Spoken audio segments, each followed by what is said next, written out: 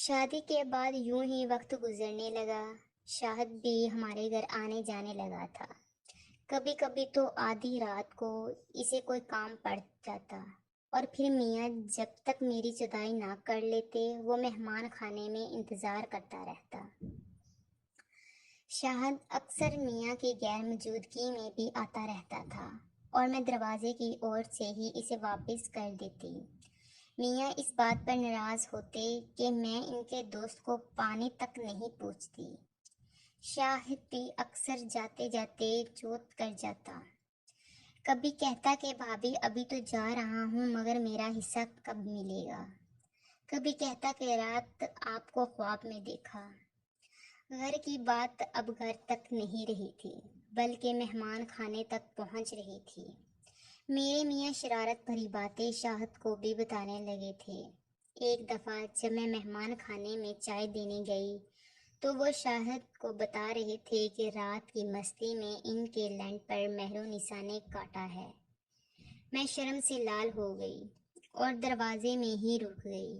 شاہد بھی الٹی باتیں پوچھنے لگا کہ میرے ممے کتنے بڑے ہیں اور میری چوٹ کس رنگ کی ہے۔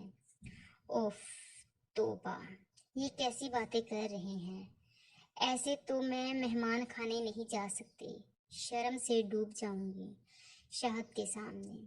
میں واپس کچن میں چلی گئی اور جان بوجھ کر ایک کانچ کا گلاس فرش پر پھینک کر توڑ دیا۔ میاں اندر پوچھنے آئے تو میں اسے پیش آئی جیسے کچھ ہوا ہی نہیں، اور پھر ان کے پیچھے پیچھے مہمان خانے چائے دینے پہنچ گئی۔ شرم سے میرا چہرہ لال ہو رہا تھا۔ ان دونوں کو تو نہیں پتا تھا کہ میں نے ان کی باتیں سن چکی ہوں۔ شاہد میری بابس کو ہی گھورے جا رہے تھے جیسے ابھی کاٹ کھائے گا۔ شاہد کی نظریں کی تپش مجھے اندر تک جلا رہی تھی۔ جب میں اسے چائے دینے کو آگے جھکی تو اس کا ٹراؤزر کا ابھار مجھے بہت کچھ سمجھا گیا۔ دن یوں ہی گزرتے گئے مگر اب میاں کام میں زیادہ مصروف ہو گئے تھے۔ کراچی میں ہوتے ہوئے بھی دیر سے گھر آتے اور جلدی سے چدائی کر کے سو جاتے۔ مجھے مزہ نہیں آ رہا تھا۔ میں شاور لے رہی تھی اور میاں گھر پر نہیں تھے۔ پھر سے شاہد آ گیا۔ میں نے اندر سے ہی آواز لگائی کہ مہمان خانے میں بیٹھیں، میں تھوڑی دیر تک آتی ہوں۔ اف توبہ، شاہد کے ٹراؤزر کا ابھار یاد تھا مجھے۔ کچھ دنوں سے میری چوٹ پیاسی تھی اور شاہد کا ابھار یاد آتے ہی میری چوٹ میں ہلچل ہوئی۔ میری چوٹ شاور میں بھی آگ لگانے لگی۔ میں نے جلدی سے شاور لیا، کپڑے پہنے اور مہمان خانے کا رخ کیا جہاں شاہد میرا انتظار کر رہا تھا۔ شاہد نے سلام کیا اور ساتھ ہی اس کی نظریں میری چھاتیوں پر مقناطیس کی طرح چپک گئیں۔ میں نے اپنی چھاتیوں کی طرف دیکھا تو میں چکرا گئی کیونکہ میں نے جلدی میں برا نہیں پہنی تھی اور شاور لینے سے بدن گیلا تھا جس سے میری سفید قمیض بھی گیلی ہو کر بدن سے چپک گئی تھی۔ میرے بابس کا نظارہ شاہد کے سامنے تھا۔ میں ہمیشہ عبایا پہنتی تھی اور کسی غیر مرد کو اپنے قریب آنے نہیں دیا۔ میں نے ہمیشہ اپنا بدن شاہد سے چھپایا تھا مگر آج مجھے لگا جیسے میں شاہد کے سامنے ننگی ہو گئی ہوں۔ اور بات بھی کچھ ایسی تھی۔ میری براؤن نپل سفید قمیض سے واضح نظر آ رہی تھی جیسے سفید چادر پر پیتل کا سکہ رکھا ہو۔ میں اتنی بوکھلا گئی کہ میں کچھ پوچھنا ہی بھول گئی۔ مجھے کچھ سمجھ نہ آئی کہ میں کیا کروں۔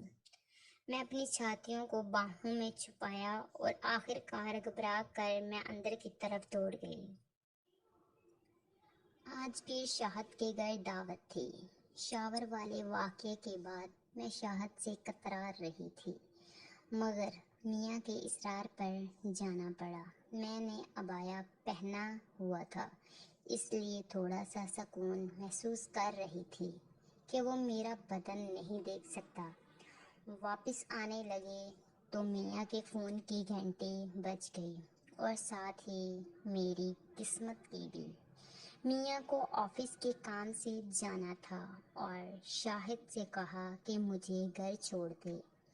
میں ہچکچانے کے باوجود نہیں کر سکی اور شاہد کی گاڑی میں پچھلی سیٹ پر بیٹھ گئی۔ سارے راستے میں اپنا جسم سمیٹنے میں لگی رہی اور شاہد شیشے سے مجھے گھورتا رہا۔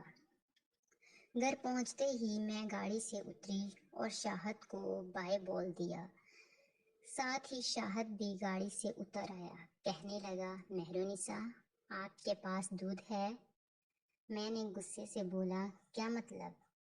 تو کہنے لگا، کچھ نہیں، میں تو کہہ رہا تھا کہ ایک کپ چائے پلا دیں۔ اوہ اچھا، مہمان خانے میں بیٹھو، میں لاتی ہوں۔ اور وہ میرے پیچھے پیچھے اندر آنے لگا۔ اس کے آگے چلتے ہوئے مجھے لگا جیسے وہ میری گانٹ کو آنکھیں پھاڑ کر دیکھ رہا ہے۔ عبایا تو پہنا تھا، مگر جیسے جیسے میں چلتی جاتی میری گانٹ بھی جھوم رہی تھی۔ مجھے لگا جیسے وہ میری گانٹ کو چھونے لگا ہے۔ شکر ہے اندر آنے تک ایسا ویسا کچھ نہ ہوا جو میں سوچ رہی تھی، مگر جیسے ہی گھر کے اندر داخل ہوئے تو شاہد نے دروازے کی کنڈی چڑھا دی۔ میرے دل کی دھڑکن ایک دم تیز ہو گئی، جیسے ابھی حلق سے باہر نکل آئے گا۔ میرے ہونٹ تو جیسے سوکھ گئے۔ میں سوچ رہی تھی کہ اگر آج شاہد نے کچھ ایسا ویسا کیا تو میں کیا کروں گی؟ میری چوٹ جو اتنے دنوں کی پیاسی تھی اور کچھ اور کہہ رہی تھی، مگر یہ جسم کسی اور کی امانت ہے۔ میں دل ہی دل میں سوچ رہی تھی کہ اگر شاہد نے مجھے چودنے کا بولا تو میں اسے تھپڑ ماروں یا کہیں بھاگ کر چھپ جاؤں۔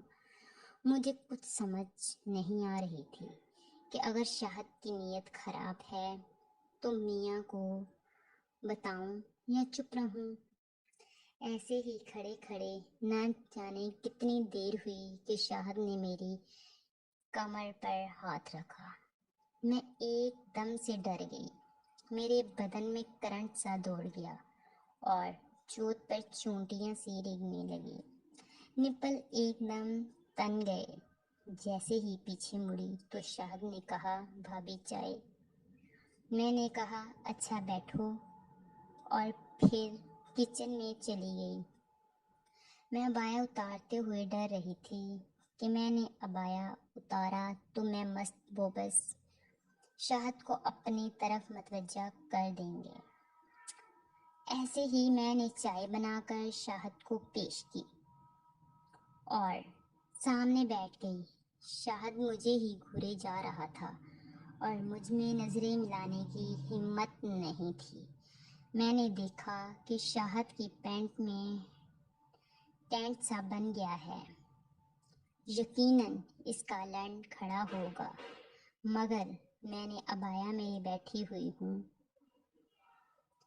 پھر کس چیز نے اس کا لنڈ کھڑا کر دیا؟ میں یہ سب سوچتے ہوئے لاشعوری طور پر اس کے لنڈ کی طرف ہی دیکھ رہی تھی۔ شاہد نے کھانس کر مجھے اپنی طرف متوجہ کیا تو میں جھنک سی گئی۔ گھبرا کر اپنی جگہ سے اٹھی اور خالی کپ اٹھانے کو آگے بڑھی۔ جیسے ہی میں نے کپ کو پکڑا، شاہد نے بھی کپ کو پکڑنے کے انداز میں میرا ہاتھ پکڑ لیا۔ میرا جسم گرمی اور گھبراہٹ سے آگ بنا ہوا تھا۔ جیسے ہی شاہد نے میرا ہاتھ پکڑا تو میں کانپ سی گئی۔ شاہد نے بولا، کیا ہوا بھابھی؟ میں نے کہا، کچھ نہیں، اور شاہد نے میرے ہاتھ سے کپ لے کر میز پر رکھ دیا اور میرا ہاتھ پکڑ کر اپنی پینٹ کے اوپر پر رکھ دیا۔